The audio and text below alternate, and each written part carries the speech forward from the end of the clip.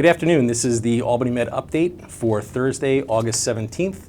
I'm Chris Couchet, the Chief Information Officer for the system, and with me today is Dr. Victor Becker, the Chief Health Information Officer for the system. Welcome, Vic. Thank you very much.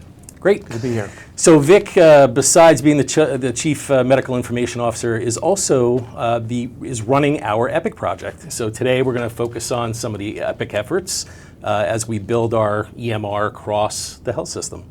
So Vic, I don't know if you want to give us a little bit of an update on the status of where we're at. Sure. So we have just wrapped up our build phase. So the workflow configuration build has wrapped up, and we've now shifted over to working on user readiness, system readiness, and content development. So the last bit, the content development, refers to building our order sets that our providers will use for designating what care is appropriate for our patients, nursing flow sheets, other content that's really unique to our system. That's great. The testing refers to really testing our work, making sure that the configuration we've done so far flows appropriately, creates workflows that are consistent and efficient for our care team. Sometimes as concrete as making sure that a window pops up when we expect it to. Other times as complex as really making sure that from the very start, when a patient presents at the front desk and registration, all the way through charge capture and revenue collection, that everything's working as appropriate. So you mentioned the clinical content build and validation. This is incorporating clinicians, physicians, other ancillary folks from across the system. Right, in all these realms, all these aspects, we've had great representation from clinicians from all four campuses, and really collaborating well to create a system that is appropriate for the entire health system. We're really focusing on making sure that we adopt some consistency across the system. So as we share patients between our campuses, between our hospitals and providers, that number one, the patients have a consistent care experience, and number two, that we don't introduce inefficiencies by doing things significantly differently when it's not necessary to do so. That's great. So important, the work that you and the team are doing. One of the things that we want to talk about are the things that are coming up next. So you've talked about finishing the build, you've talked about doing all the testing. What's after that? I know we've got some big activities in terms of validating our environment and some of the other things. If you could just spend a minute on that. Sure. Well, I think the biggest work that's ahead of us is now preparing our users to start using the system when we go live. We anticipate going live on EPIC for Wave 1 at the Albany Med campus in late first quarter, early second quarter of next year. So right now we've started the work of workflows, evaluating workflows that we know are likely to be problematic for our users, significant workflow changes that we anticipate with our new tool set. So we've taken the best practices from other organizations that have already implemented EPIC, some of the feedback from our consultants, and from EPIC themselves, identifying where we expect the pain points to be, and taking the steps necessary now to address those pain points to ensure that they don't trip us up at go live. The next big step, we will also be recruiting super users to support our end users at the elbow during go live, to make sure that our users have the backup they need. When they have questions, if they get stuck, they have folks they can lean on. And then early next year, we'll be providing training to all of our end users. Every end user must go through training. We have 300 classes over the course of 2 months, 10,000 users that need to be trained, 21,000 individual training sessions, because many of those individuals need to go through 2 training sessions or perhaps more.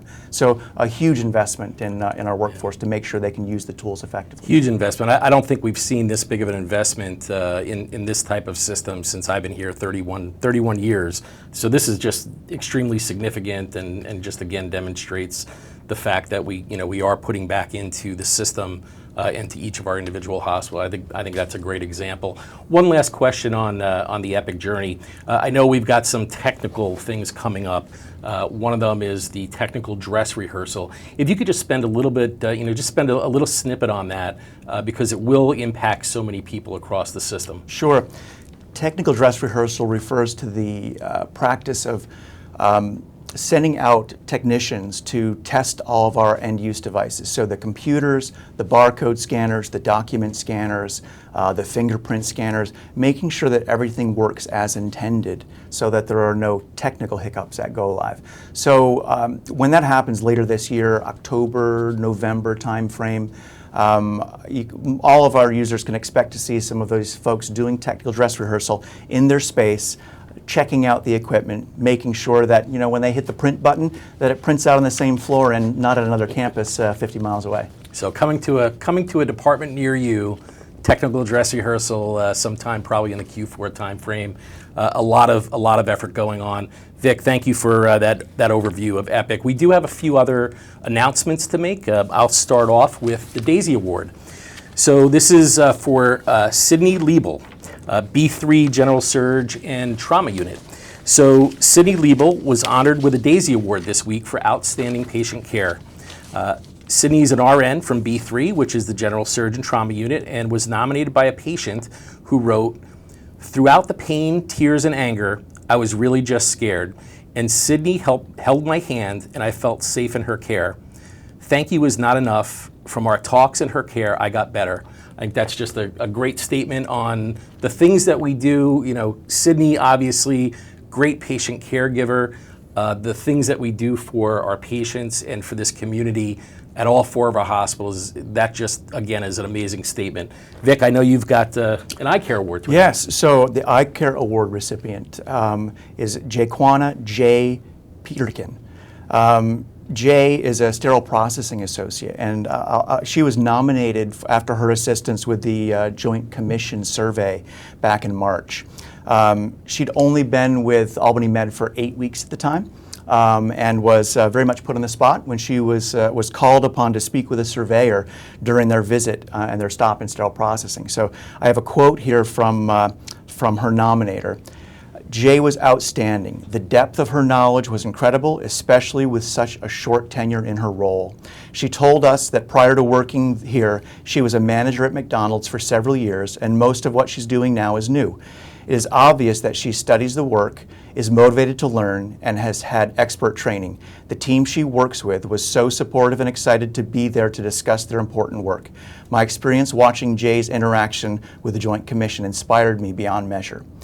So she just recently celebrated 6 months now with Albany Med Health System, and she was recognized at the last Center Combined Leadership meeting. That is very cool. And I was in the meeting with when the Joint Commission was here, and the Joint Commission surveyors, they don't do this very often. They actually called Jay out in terms of, in front of our leadership, and said, you know, how much this spoke to the environment that they saw when they came in to you know, survey us. I mean, that just speaks volumes. So, yeah. Jay, thank you very much. And I've got one last note here for the weekly Catholic Mass. Starts this Sunday. So starting Sunday, August 20th, Pastoral Care is offering a weekly Catholic Mass in Hike Auditorium. Mass will be held from 11 a.m. to noon every Sunday. All are welcome to attend, including staff, students, and visitors. As a reminder, our pastoral care team supports and promotes spiritual health and wellness in mind, body, and spirit for anyone in the Albany Medical Center community, regardless of faith, background, or religious practice. Our interfaith chaplains are available to serve patients, their families, and our employees and students 24 hours a day, 7 days a week. So a big shout out to Pastoral Care. Thank you very much for the job that you do, and we look forward to having those services every Sunday, 11 to noon in Hike. So thank you. I think that wraps up our conversation for today. I'll just say thank you to Dr. Becker for joining us today and talking about the EPIC project that is so pervasive throughout our system and will become our lives starting in 2024, which is great. And then I'll just say thank you to all of you and all the work that you do to support each other, to support our patients, and to support our communities in each of our areas. Thank you very much, and have a good day.